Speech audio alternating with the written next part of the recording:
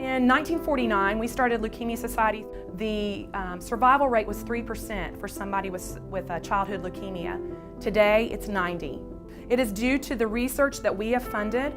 We have over 400 researchers right now working for us. They are in universities, they are in labs. So because of so much money that we have invested in research, we're seeing kids live, and we are seeing them survive and thrive and do some wild, crazy things.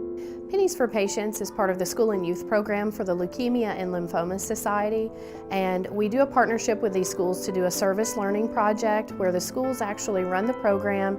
We usually have a kickoff assembly at the beginning of our campaign for Pennies for Patients, and it's a very exciting assembly. We really pump the kids up. We also usually have a survivor of leukemia, sometimes a child that has leukemia that comes and visits, or a parent. The importance of Pennies for Patients is that leukemia is the #1 cancer of kids under 20. And so these programs really help kids helping kids. Kids just like them that are in a hospital bed, that are dealing with leukemia. These kids in these schools are raising money in their honor. Pennies for Patients for us hits close to home.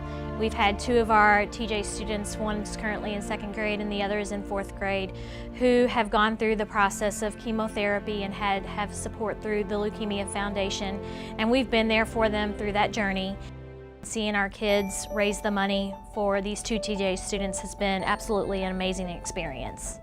It makes me feel happy because they're bringing money for the kids in the hospital that aren't feeling well.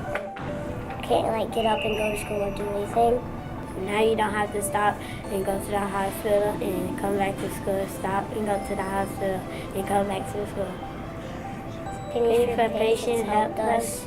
We want to make sure that our students understand the importance of giving back, and that we never know who may need it or who may be involved.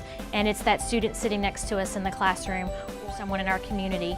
And so it's been really important that we show through TJ Community that we want to give back and we want to help others. Greater Clark schools have really built into their character and into their culture the attitude of giving, and so through Pennies for Patients they've been able to do that. We have competitions between classes. We want to see which class can, and it's just a fun, friendly competition. We want to see which class can bring in the most money. The students come in every day during their program and they bring in their spare change, and they're able to contribute that to their larger classroom collection box, which, that in itself takes it from being an individual event where the students are individually trying to go out and get their change to they put it into the classroom, and then it becomes a group effort. When the students bring in the boxes, we send them back home with them to fill up again and bring them in. Each class has a tally sheet in their classroom for their totals. When Bridgepoint and Thomas Jefferson started their program, they both set a goal of $2,000, but they didn't stop.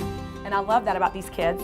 They kept going, and so Bridgepoint raised $2,475.66, and Thomas Jefferson raised $2,480.66, so barely beat them by $5. That's the kind of stuff we love, because if we're going to compete on the basketball courts or we're going to compete academically, why not compete also in being altruistic and teaching these kids to care? Usually we do a pie in the face contest, and whoever raises the most money gets to throw a pie in Miss Corfich's face. This year we decided to change it up a little bit, and we went with duct taping a couple of teachers and the principal to the wall.